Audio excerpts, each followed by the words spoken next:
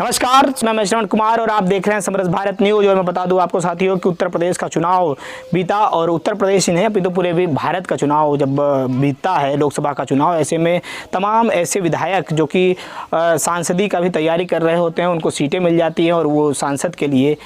चले जाते हैं, सांसद बनकर चले जाते हैं और अपनी बातों को अब संसद में बड़ी कद्दावर के साथ में उठा रहे हैं, अपनी बातों को बता रहे हैं और जनता के लिए लड़ रहे हैं। ऐसे में अब उनकी सीटें जब खाली हो गई साथियों तो उस सीट पर फिर से उपचुनाव होना है। ऐसे उत्तर प्रदेश की 10 सीटों पर फिर से विधानसभा के उपचुनाव होने हैं और ख़ास करके इसमें कुछ सीटें जो कि बता दें कि मैनपुरी की सीट हो गई, गाजियाबाद की सीट हो गई, साथ में फूलपुर की सीट हो गई और तमाम ऐसी सीटों पर खैर की सीट हुई, चाहे हम बात करें मझवा की सीट हुई, मीरपुर की सीट हुई, मिल्कीपुर की सीट हुई, करहल की खास करके सीट है क्योंकि अखिलेश यादव की सीट है, मैनपुरी की सीट है और मैनपुरी में करहल एक ऐसा स्थान है जो कि मुस्लिम बाहुल भी है, यादव बाहुल भी है और इससे कहा जाता है कि सपा का गढ़ है। और सपा के गढ़ में इस बार सेंध लगाने का काम ब्रजेश पाठक को दिया गया है जो कि उप मुख्यमंत्री हैं और देखा जा रहा है कि तमाम सीटों को बांट दिया गया है अलग अलग मंत्रियों और कैबिनेट मिनिस्टरों के बीच में। और खास करके उत्तर प्रदेश के जो यशस्वी मुख्यमंत्री हैं योगी आदित्यनाथ, उनको मिल्कीपुर जो कि अयोध्या की सीट है, मैं बता दूं अयोध्या की सीट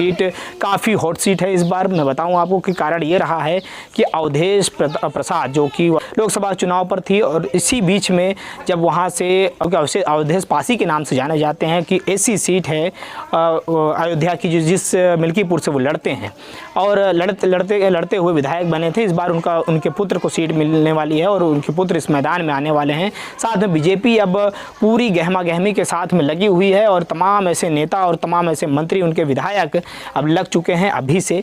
उपचुनाव को जिताने में और ये बड़ी काटी की टक्कर होने वाली है इस बार समाजवादी पार्टी और बीजेपी के बीच में। इसी बीच में बताऊं आपको कि योगी आदित्यनाथ का कुछ ही दिन पहले पिछले दिनों दौरा हुआ अयोध्या में और अयोध्या जाते से उन्होंने हनुमानगढ़ी मंदिर के दर्शन किया और दर्शन करने के बाद श्री रामचंद्र जी की जन्मभूमि पर गए और वहाँ पर उन्होंने माथा टेका और आरती करी। आरती करने के बाद जब वो कार्यकर्ताओं के बीच में आए तो सीधा उन्होंने कार्यकर्ताओं से बात किया। कार्यकर्ताओं से बात करने के पूरे प्रदेश के अंदर चर्चा का विषय बना हुआ था, अपितु देश के अंदर चर्चा का विषय बना हुआ था कि राम मंदिर अयोध्या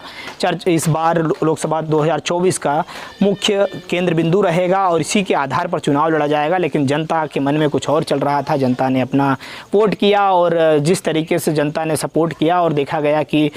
37 सीटें जीतने के बाद में समाजवादी पार्टी यहाँ पर प्रथम नंबर पर आई। और इसी बीच में अवधेश पासी जो कि ऐसी समुदाय से आते हैं वो अयोध्या की सीट जीत जाते हैं और इसी में तमाम बातें उठने लग जाती हैं कि योगी आदित्यनाथ को हटाओ, योगी आदित्यनाथ के कारण से तमाम सीटें हार गए, इतना लचड़ व्यवस्था और इतनी सारी जो कम सीटें आने का कारण योगी आदित्यनाथ हैं। लेकिन तमाम इन बातों के बीच में योगी आदित्यनाथ ने सबको करारा जवाब दिया और तमाम बातों पर अब शांति बरती हुई है। लेकिन अब इसी बीच में जब 10 विधानसभा सीटों पर अब तैयारियां शुरू हो गई हैं और ख़ास करके मैं बता दूं कि आपको गाजियाबाद की सीट हो, फूलपुर की सीट हो, खैर की सीट हो जो कि मुस्लिम बाहुल क्षेत्र पड़ता है, मीरपुर की और मिल्कीपुर विशेष करके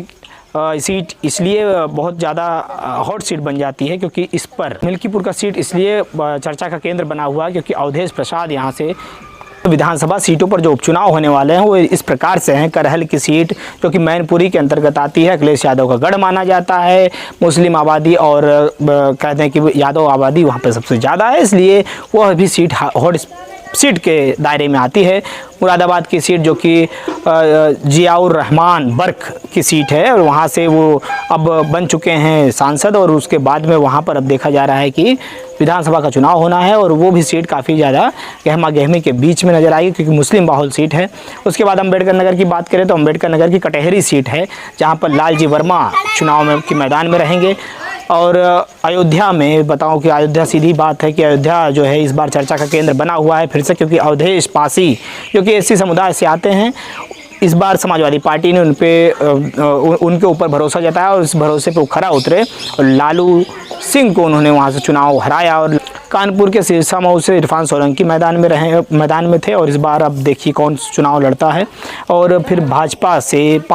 5 सीटों पर आगे थी जो कि इस प्रकार है, फूलपुर, अलीगढ़, खैर, गाजियाबाद की जो लड़ाई है वो काफ़ी ज़्यादा इस बार टफ रहने मुजफ्फरनगर की लड़ाई इस बार कांटे की रहेगी। कांटे का कारण है वहाँ पर मुस्लिम आबादी और बसपा बीजेपी के लिए खास करके मैं बताऊँ कि वह सीट जो है वो बहुत ज़्यादा कांटे की रहेगी और देखना है कि फिर से अपनी अपनी सीटों पर दोनों ही पार्टियां क्या बचा पाती हैं सीटें, या ये इस बार कुछ नया देखने को आपको नज़र आया। में तमाम सीटों पर लोकसभा चुनाव हारने के बाद बीजेपी ने कड़ा संदेश अपनी पार्टी नेतृत्व में दे दिया, कड़ा संदेश पार्टी कार्यकर्ताओं को दे दिया और योगी आदित्यनाथ तमाम अपने कार्यकर्ताओं को लेकर बैठक की उन्होंने। बाद में उन्होंने अब निर्णय लिया है कि किस तरीके से चुनाव के मैदान में जाना है और इस बार जो गलतियाँ हो चुकी थी उन गलतियों के ऊपर कार्य करते हुए इस बार फिर से चुनाव के मैदान में जाकर के विधानसभा की जो उपचुनाव होने वाले हैं 10 सीटों पर 10 की 10 सीटों को जीतना उनका लक्ष्य है। समाजवादी पार्टी के अखिलेश यादव का भी यही रवैया रहेगा, क्योंकि वो भी चाहेंगे कि पिछली बार की जो आतिशी पारी खेल करके चुनाव जीता है उन्होंने 37 सीटें, जो कि मुलायम सिंह सरकार के समय पर भी नहीं रही, अखिलेश सरकार के समय पर भी नहीं, तमाम ऐसी सीटों पर इस बार कांटे का मुकाबला रहेगा। और ख़ास करके जो करहल की सीट है और अयोध्या की मिल्कीपुर की सीट पर कांटे की टक्कर इस बार होना है। इस बार देखना है कि क्या इस लोकसभा चुनाव बीतने के बाद में उपचुनाव में क्या नतीजे आते हैं।